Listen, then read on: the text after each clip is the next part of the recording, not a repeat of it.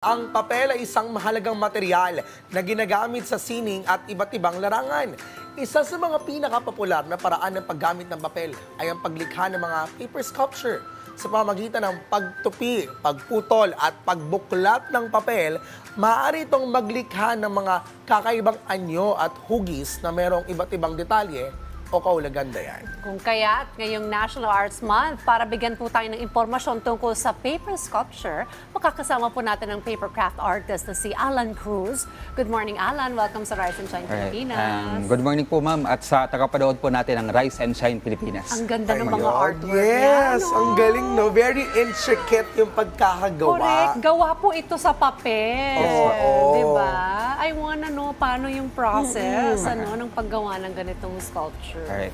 Ang proseso po nito na paggawa ng paper craft, number one, ito po yung may mga downloadable na patterns sa internet. Okay. So, for example, ito po, mga basic paper craft po ito. Itong maliit. Yan. Tulad po nito, si Pusa. Ang lakas maka cut 3D, paper craft. ha? 3D Yan. printing, ganun 3D printing, ba? yan po, ganun po. Okay. Kasi ako dati nung bata ko, paper doll lang nila. Oo. Yan, parang Ngayon, ganun po. 3D na. Oo nga. Kung may paper doll Yes, ganito. oh, Hello ito na may Kitty, 3D Sailor doll na Moon. and Doon lumabas yung pagkaano ko. characters. Pagka-member ng LGBT. So, ang technique na lang is tutupiin mo siya. Yes, pagtutupi, pagdidikit, tapos paghuhulma. Yun po. Yun lang po yung diskarte. Okay. Ayun. Pero ito mahirap to pag malaki. Opo. Paano to? Pinrint din to? Opo, lahat po yan cut-out. Mapapansin nyo po dito, mga putol-putol at pinagdikit-dikit. Opo. Ay, Mano-mano for po siya. sure, you have different skills when it comes to arts. Pero ba't ito mismo yung pinili mo? Paper sculpture. Yes. Nagsimula po kasi ako, kumbaga nakita ko lang po siya sa isang social media. Okay. Na ako po isang taong makalikot, mahilig magbuting-ting. Sabi ko, nung nakita ko to sa social media, sabi ko parang kaya ko siyang gawin. Kumbaga, yun, nagpa-print pa po ako nung una sa labas kasi wala pa po akong laptop, wala pa po akong printer. Oo. Sabi ko, kaya ko to, simulan ko na. Okay, Yun po. yun. Pwede siya maging surgeon.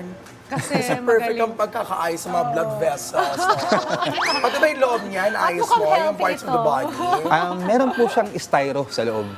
Okay. Opo. Para maging stable siya. Opo. Ano? So, malaki yung printer mo sa bahay. Ano naman po, ito po yung parang short band paper, ang size. Ganun. Short or legal, pwede po siya. Okay, Okay. tapos pag tatagpi-tagpiin mo lang siya. Ayun. So far, dun sa mga obra na gawa mo, ano yung pinaka-tumatak sa'yo? Meron po akong nagawa na 6 feet na Japanese robot. So Okay. yun po yung tumatak sa akin. Nagtagal po siya ng 4 na buwan. Oh, Ayun, in sa paggawa. fairness, ang tagal ng shelf life. Yung shelf. So, nawawala rin siya afterwards. Hindi naman po. Nagdi-deteriorate. Kumbaga nagtatagal. For example, ito po si isang robot. Okay. Ito po'y produkto ko pa po ng 2013. Oh, Kumbaga dinala ko po siya na ang paper sculpture or ang Ay, ang paper craft ganda. nagtatagal po. Oo. So ito na po yung isa sa para talaga siyang pinakamatanda. action figure. Totoo, alam mo kung hindi mo siya lalapitan ng malapit na Oo. malapit, akalain mo gawa siya sa metal. Yun, Diba? oo. Ang galing talaga. Very intricate, very detailed. At talaga masasabi mo na parang yan mismo yung nakikita mo sa mga anime. Diba? So ilang years mo nang ginagawa itong paper Ayan. sculpture? Nag-start po ako noong 2011. So ano na rin po, tagal-tagal na rin po. 2024 minus 11 equals? 13 years. 13 years. Almost Ayan, 14 mo na sa mata. Na ginagawa ito nga paper sculpture na ito. I wonder, may mga exhibit ka ba para makita itong mga obra mo? Opo, sa Bulacan po, nag-exhibit po ako sa mall, convention, school. Doon po ako napapatawag. Yun po. Nice. Natuturuan mo rin ba yung ibang tao to do? Yes po. Tulad po nung nag-exhibit ako sa isang school or sa mall, yung professor ko po dati, kumbaga nahikayat ko siya na gumawa ng ganito. Binigyan ko lang siya ng isang figure, tapos nagulat ako, Alan, ito na yung nagawa ko. Kumbaga parang baby mo na ako kasi natuto ko ng ganitong ano. Kasi hindi po siya komplikado. Okay. Opo. Pwede nga siyang parang paper doll, ano? Oo. Ibigay mo sa bata na nakapinta siya yung mag-assemble. Pwede yun, Opo. ano? Pwede po And yan. sir, ano ba to? Binibenta mo rin ba to? Opo, Pinipagawa sa'yo? Magkano yung price or yung range usually? Alright.